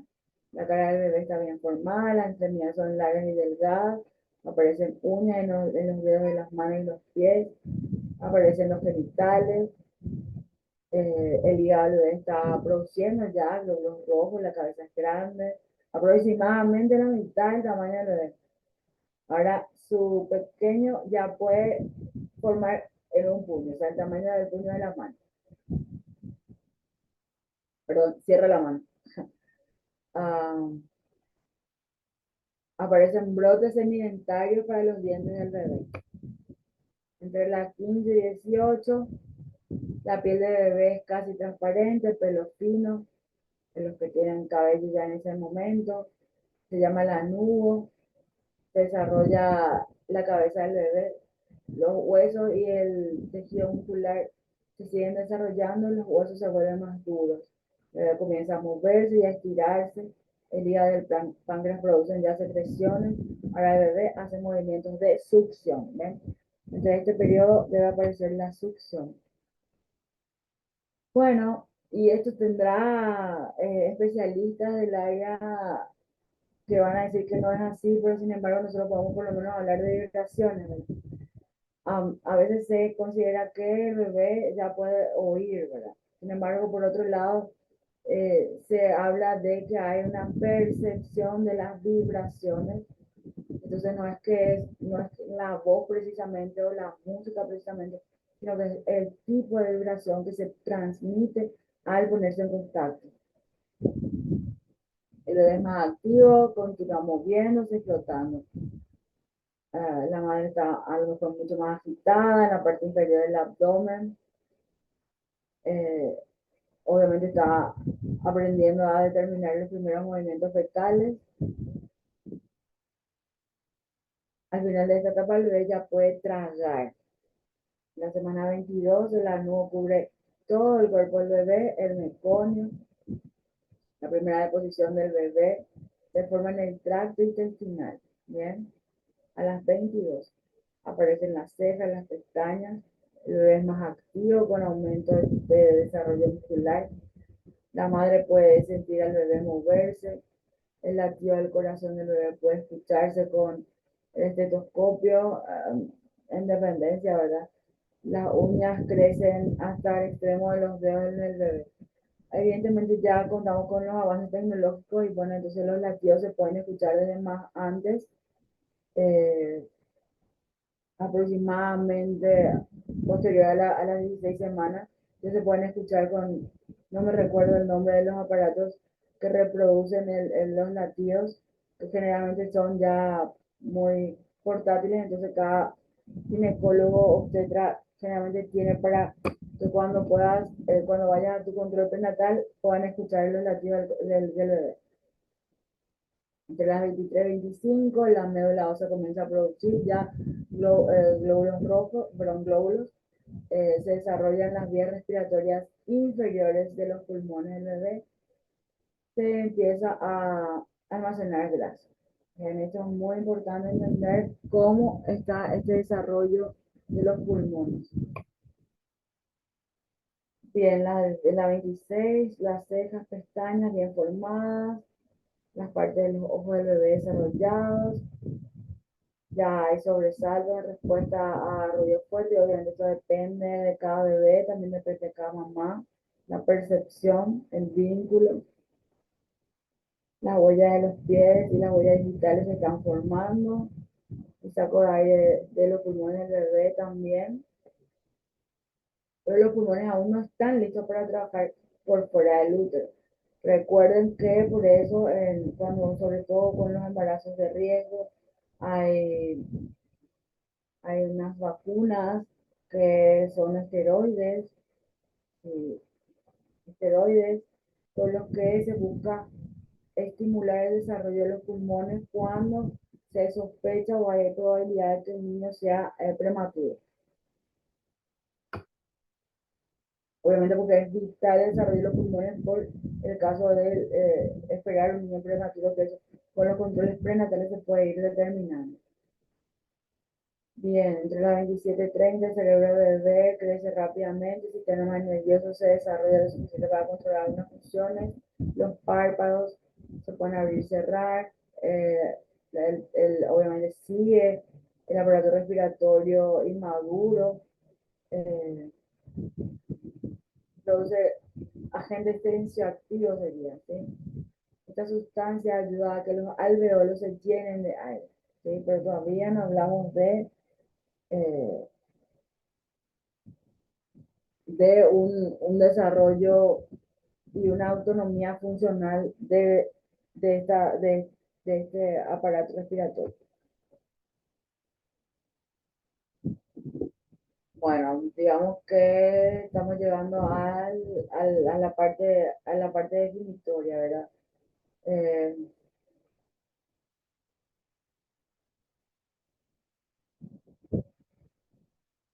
La semana 31-34, el bebé crece más rápido, mucha grasa, se acumula ya, empieza una respiración rítmica, pero los pulmones no están todavía completamente maduros. Probablemente en este periodo se den este tema de los esteroides, sobre todo porque se intenta llegar por lo menos a las 36 semanas. Los huesos están completamente desarrollados, pero aún son blandos. El cuerpo bebé comienza a almacenar hierro, calcio y fósforo. A partir, digamos, de este periodo también, incluso en dependencia de la situación de cada persona, hay una situación que se presenta, sobre todo cuando, o da la casualidad que con mayor énfasis a lo mejor, o en porcentaje, cuando hay hipertensión, cuando hay diabetes gestacional, que es una diabetes que se presenta por los cambios metabólicos, entonces aparece con la gestación, termina en el momento del parto, exactamente casi cuando se corta el cordón umbilical. No, hay que seguir los controles, ¿verdad? Pero cuando se presentan estas situaciones, además factores estresantes y otro tipo de situaciones que puede, puede vivir la madre, a veces, qué sé yo, por decirle también la artritis reumatoide tiene factores de riesgo bastante elevados. Cuando la mamá está gestando en esta situación, Nada es imposible, efectivamente, pero hay que ser sumamente responsables y precavidos para que el embarazo pueda llegar a término feliz, sobre todo. Gracias a los avances tecnológicos, todo se puede manejar,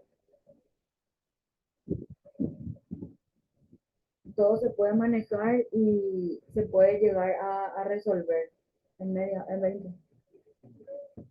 Y entonces, ¿qué pasa con este tipo de situaciones? Se presenta lo que se describe con una abreviación que tiene que ver con que el niño o el feto deja de crecer estando en el útero, ¿sí? Y eso es un factor de riesgo bastante grande y detonante de un montón de situaciones. Cuando se detecta esto en los controles rutinarios, ¿verdad? Se interviene con mayor suplementación, suplementación proteica, entre otras cuestiones, para tener en cuenta. Y eso es importante que nosotros tengamos presente también cuando tenemos una anamnesis con, con los familiares del niño, en el caso que este obviamente vaya presentando algunos signos de alerta en el desarrollo, por lo cual estén buscando una intervención temprana. Y es importante entender que esa situación puede llevar a un desenlace vinculado a una situación que se debe trabajar posteriormente. 35, 37. El bebé ya pesa 2,5 kilos aproximadamente, ¿ven? Entonces, el tema del peso, el tema del tamaño, porque evidentemente en la ecografía se puede verificar el tamaño y se puede verificar el peso estimado, ya todo estimado, y obviamente hay tablas de crecimiento que van determinando o indicando cuándo realmente hay un retraso de crecimiento intrauterino posible, ¿verdad? Para poder tomar medidas. Obviamente cuando el bebé también tiene una macrosomía, cuando crece más de lo que se estaba esperando, también habría que tomar los recaudos, ¿verdad? Habría que ver qué hacer principalmente, o lo que a veces consideramos lo más cultural, ¿verdad? Porque el niño que nace con más de 3 kilos es más sano, o que es más, cuando el niño es más gordo es más sano. Sin embargo, eso no está comprobado científicamente, ¿verdad? Los niños que nacen con mayor peso y con menor peso, lo que tienen es mayores factores de riesgo, tanto cardiometabólicos, como se pueden vincular a otras situaciones, ¿verdad? Entonces, el niño con menor peso, el niño de bajo peso, y el niño con macrosomía, ¿verdad?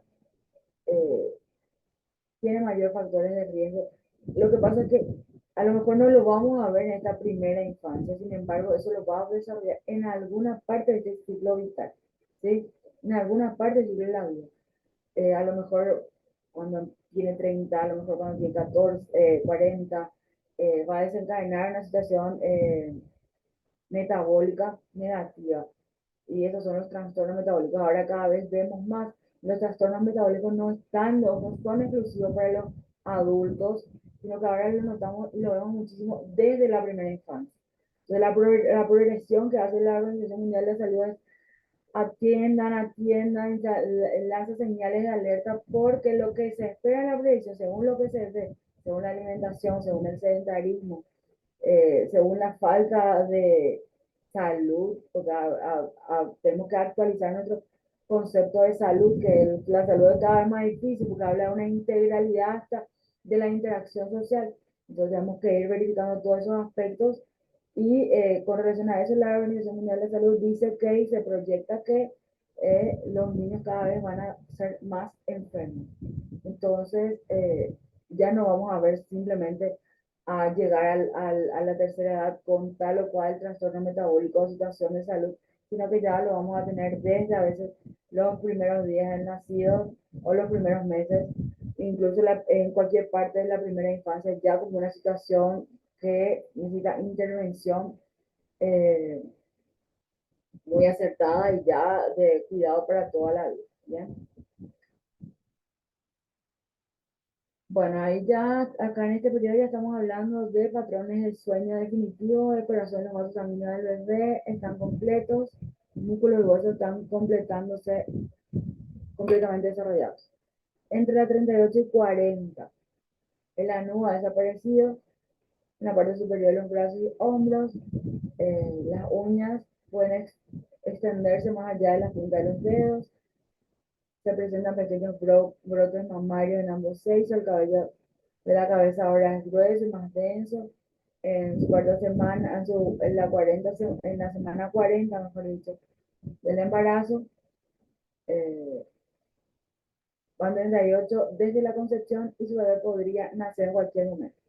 Bueno, ¿qué pasa? Tenemos los niños o los bebés nacidos a término, lo que se considera término a partir de las 38 semanas. A partir de las 38 semanas. Creo que tenemos también esa descripción.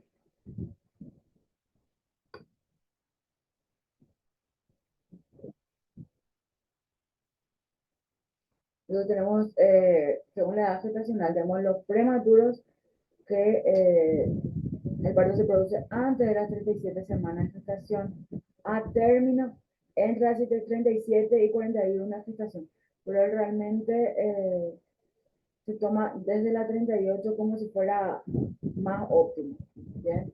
Post término ya después de las 41, después de las 40 semanas, ¿bien?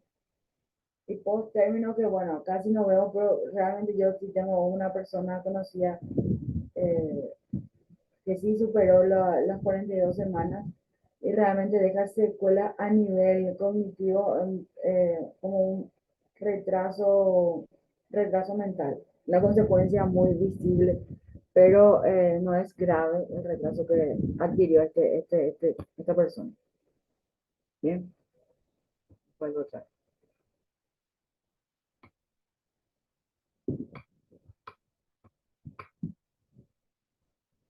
Bien. ¿Qué más? Ya tenemos entonces los periodos, ¿verdad? Obviamente. También eso depende del nacimiento prematuro, depende de la asistencia del sistema sanitario, de las políticas públicas de intervención. Evidentemente, en países más desarrollados, en dependencia del peso del feto, el feto puede nacer y puede ser asistido, una cuestión económica integral, ¿verdad? Y la asistencia sanitaria integral, y puede sobrevivir y puede sobrellevar todo su desarrollo básico en un centro asistencial con el nivel de tecnología adecuado. Aquí no contamos con esa tecnología como para asistir a los niños de muy, muy bajo peso, a los fetos, a los bebés de muy bajo peso. Entonces realmente es muy complicado que puedan continuar su desarrollo posterior. Sin embargo, hay que considerar que en otros lugares hay más posibilidades de supervivencia de estos bebés. Los niños, los bebés que nacen con factores de riesgo, los bebés que nacen prematuros deben ser asistidos en programas de intervención social, ¿verdad? Sociopolítica. Deben hacer su seguimiento tanto en el hospital, en el centro asistencial. Posteriormente también deberían, pero tenemos, o sea, podemos relatar situaciones de otros países con mayor desarrollo que hacen una intervención, por un ejemplo, Israel, ¿verdad? Hacen una intervención maravillosa con la atención a estos niños, derivando en todo momento y no perdiéndole luego del radar a estos chicos, para darle el seguimiento y la atención que necesitan hasta la escolarización, incluso con los trastornos que se presentan en la escolarización o que se pueden notar en la escolarización. Por ejemplo, los padres pueden estar bastante tranquilos porque el sistema, una vez que se hace cargo de estos niños, toma la responsabilidad y va verificando cada paso que va haciendo. Entonces, va notando que si el niño tiene un trastorno o no, ellos hacen la evaluación. O sea, Le quiere decir que no es que la mamá esté preocupada por ir a buscar a un profesional que tiene mi hijo, a dónde le puedo llevar, a qué escuela le puedo llevar, cómo va a ser, cómo no va a ser. Allá, digamos, el sistema se apropia y ya directamente ya va indicando a los padres a qué institución tienen que ir, qué tipo de tratamiento tienen que hacer, dónde tienen luego que ir a hacer ese tratamiento. Entonces, digamos, esas son cosas que, bueno, nosotros vamos a seguir aspirando. Yo creo que a lo mejor en algún momento se van a poder dar, a lo mejor no lo vemos nosotros, pero bueno, eh, yo creo que también en algún momento lo vamos a lograr, por lo menos es lo ideal, ¿verdad? Entonces, no perder de vista que hay cosas que siempre se pueden hacer, eh, sobre todo con las personas ideales, ¿verdad? Que a veces eh, cuando nos pasan estas cosas, o cuando enfrentamos este tipo de situaciones empezamos a conocer, ¿verdad? Y a veces la misma situación nos pone personas que nos pueden ayudar a superar y sobrellevar estas situaciones que tienen de mucha carga emocional, ¿verdad? En los padres, sobre todo en las madres a veces, ¿verdad? Y es bastante difícil, pero sin embargo hay que buscar salidas y dar colaboraciones a este tipo de situaciones cuando la tenemos presente, cuando la vivimos o conocemos a alguien que está transitando esta situación. Bueno, entonces el parto, ¿verdad? En el momento del parto, este sería un parto vaginal, un parto natural, ¿verdad?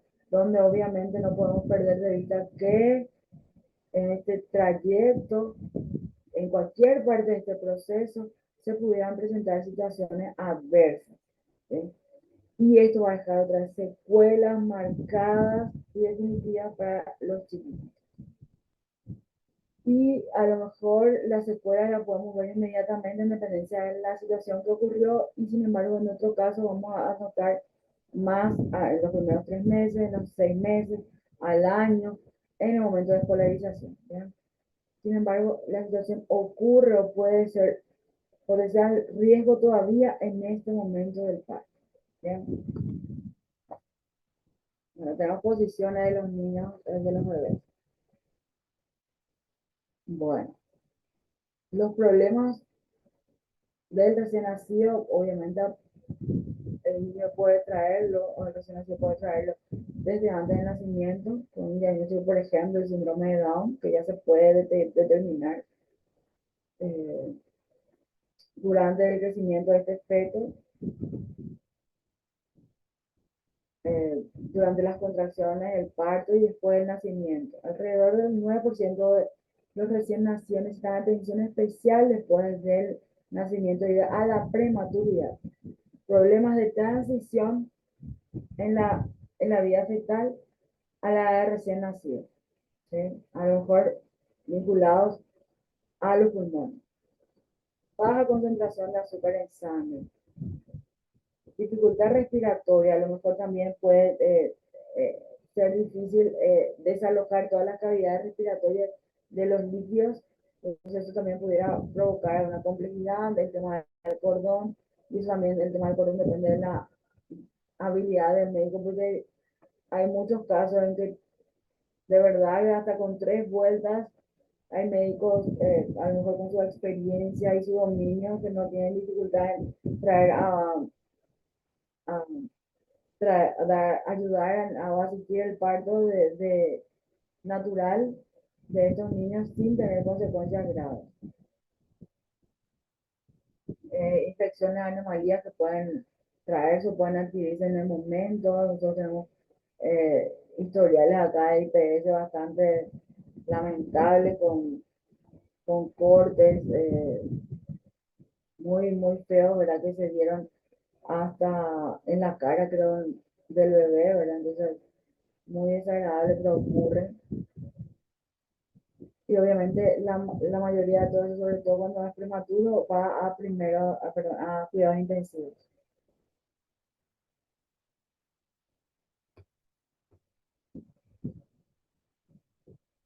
Por esto de la salud de la madre durante el embarazo, ¿verdad?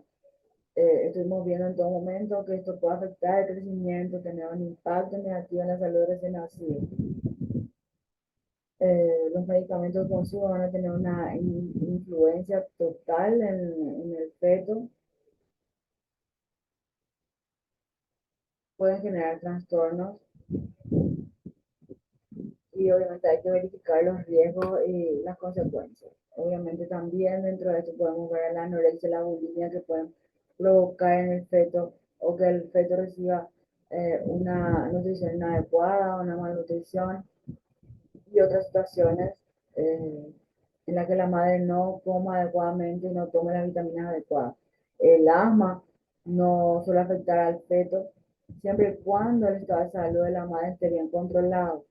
Sin embargo, algunas mujeres tienen problemas significativos relacionados con su asma durante el embarazo y deben tomar tratamiento adecuado para proteger al feto. Por eso es muy importante acudir a los especialistas, a los profesionales y tener en cuenta qué medicación se va a ingerir. El cáncer en sí mismo no suele, por ejemplo, afectar al feto, pero los medicamentos utilizados para tratar el cáncer pueden tener efectos secundarios que sí pueden afectar al feto. La diabetes puede dar lugar a mayor riesgo de efectos congénitos. Un bebé pequeño o un bebé grande. Problema metabólico. Trastorno. El problema más frecuente para los recién nacidos es la baja concentración de azúcar en sangre. ¿Qué pasa con esto? Que cuando nosotros tenemos anticipado la situación, sabemos que, por ejemplo, la mamá tiene o va a hacer por ejemplo, va a hacer un parto instrumentado, entonces la mamá a lo mejor se queda en el quirófano más de 1 hora, en algunos casos hasta 2 horas y eso está estipulado. Entonces, si hay esta tendencia, si hay esta situación de que, por ejemplo, la mamá tuvo diabetes gestacional desde el día 1, porque generalmente la diabetes gestacional aparece en el tercer trimestre, igual el cuadro de hipertensión, pero hay algunas que ya lo tienen desde el principio. Entonces, esto puede influir en el cuidado que se debe tener con el bebé. Y la mamá a veces quiere utilizar esa primera hora como es la recomendación, como la hora maravillosa y más esta posterior al parto, donde quiere dar mamar, donde quiere generar vínculos.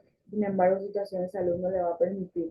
Entonces, los médicos, el neonatólogo, en el caso que se haya programado y si se haya hecho seguimiento de la situación de esta madre y este bebé, ¿verdad?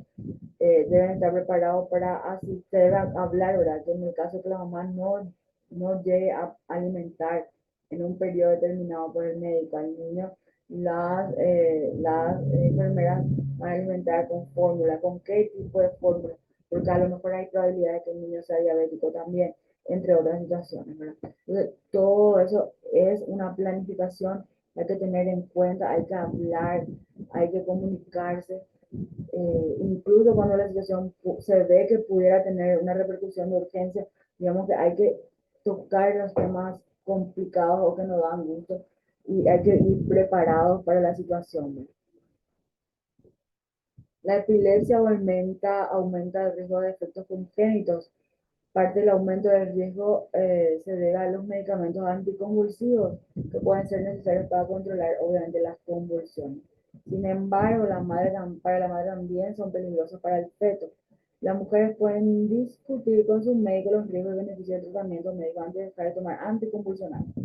Todo hay que discutir. Lo mismo pasa con los antidepresivos.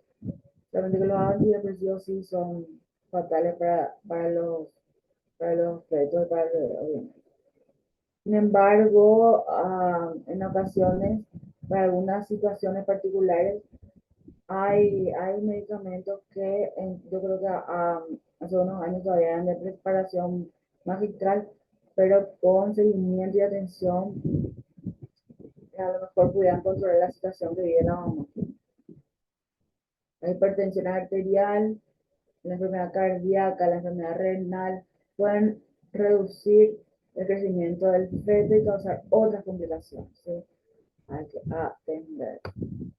El lupus aumenta el riesgo de aborto espontáneo y prematuridad y puede provocar una frecuencia cardíaca anormalmente lenta en el feto. La preeclampsia, digamos, más común, ¿verdad? Puede causar problemas graves en la madre y el feto. La enfermedad puede causar que la presión arterial de la madre se eleve de forma grave y puede afectar los riñones, el hígado, el cerebro y otros órganos maternos. La placenta se ve afectada directamente por la hipertensión.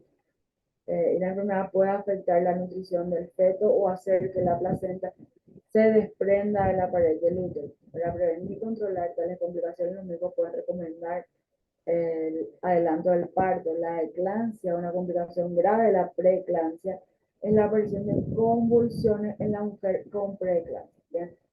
Evidentemente, tenemos medicación para tratar la hipertensión, sin embargo, a veces no es suficiente ni con la dosis máxima. Entonces, la dieta es fundamental y la tranquilidad es fundamental. Así que hay que trabajar por todas las aristas posibles.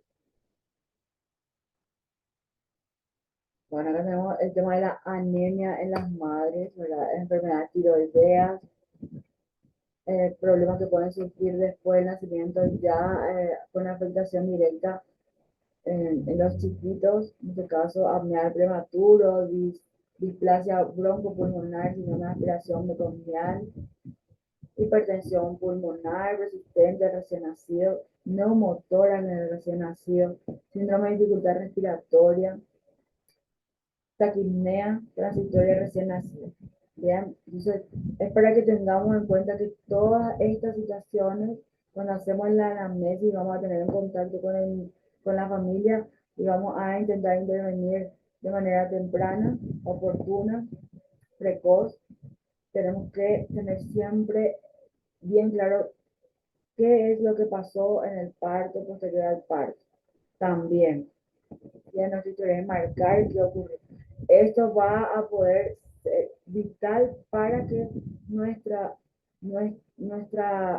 acciones de intervención sean eficaces. ¿Bien?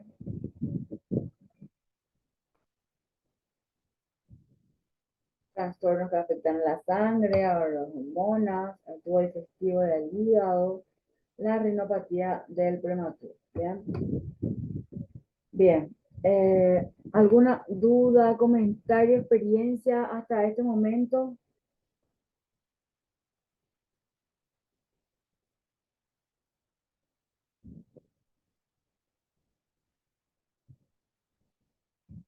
Bien. Entonces, este tránsito lo dejamos aquí y no vamos a dejar de mencionar que tenemos que seguir desarrollando, analizando, ¿verdad? Esta temática que tiene que ver con el proceso del neurodesarrollo desde las células nerviosas, ¿sí? Entonces, no olvidemos recordar que vamos a tener como eje central de la evolución, ¿verdad? A nuestro sistema nervioso central. Bien, entonces yo les voy a dejar estas imágenes para que ustedes puedan analizarlas con calma, ¿sí? Contrastarlo también con la parte teórica con los que o con la que les dejé en la clase anterior, ¿sí? Entonces pueden ir ubicando, a lo mejor las imágenes recrean un poco más la situación para que sea un poco más fácil recordar o ubicar, sobre todo puntos principales. No olvidemos la neurona, la sinapsis, las áreas del cerebro, porque siempre vamos a trabajar vinculados a esta situación. Este ya es como un repasito de todo lo que estuvimos viendo. Y yo les dejo este repaso para que más adelante podamos vincular todo esto a, en este caso, son disfunciones cerebrales superiores, ¿verdad? Que tampoco tenemos mucho apuro para desarrollar porque tenemos tiempo. Entonces, de la parte un poco más anatómica, más funcional, más orgánica, vamos a ir señalando la evolución la evolución normal o normotípica. Posteriormente vamos a ir viendo estas situaciones que se van presentando, a veces como trastornos, a veces como enfermedad, a veces principalmente como trastorno del neurodesarrollo, que tiene una clasificación muy clara, y a veces se convierten en discapacidad, ¿sí? Entonces vamos a ir más adelante hablando de todo esto. Yo les dejo nada más para que digamos, tengan la noción de que vamos a seguir viendo todo esto, ¿sí? Entonces, si no hay dudas, no hay intervenciones, no les quiero robar más su tiempo. Les agradezco muchísimo a todos, a toda la atención que se hayan dedicado este tiempo a compartir, a ver un poco de esta temática. Entonces, sí nos encontramos, no nos encontramos, mejor dicho, no nos encontramos el próximo jueves. Nos vemos, digamos, mediante la plataforma. En la plataforma van a encontrar su evaluación de proceso, van a encontrar el ítem para poder también subir sus trabajos de proceso, ¿sí? Generalmente el tiempo de desarrollo o que el instituto da para el desarrollo de la evaluación de proceso es de 24 horas, así que van a poder tomarse 15 minutos de su día para poder completar la evaluación de proceso y tienen entonces esta semana para ponerse al día con todo. Así que si no hay más nada, les quiero desear una muy feliz noche, que pasen muy bien, aprovechen el feriado para leer un poquito también, no solo para disfrutar. Bueno, muchísimas gracias y quedo a disposición en esta semana que queda. Si es que alguien está alguna duda, si yo les puedo ayudar, estoy a disposición. Muchísimas gracias por su atención. Feliz noche a todos. Chau, chau.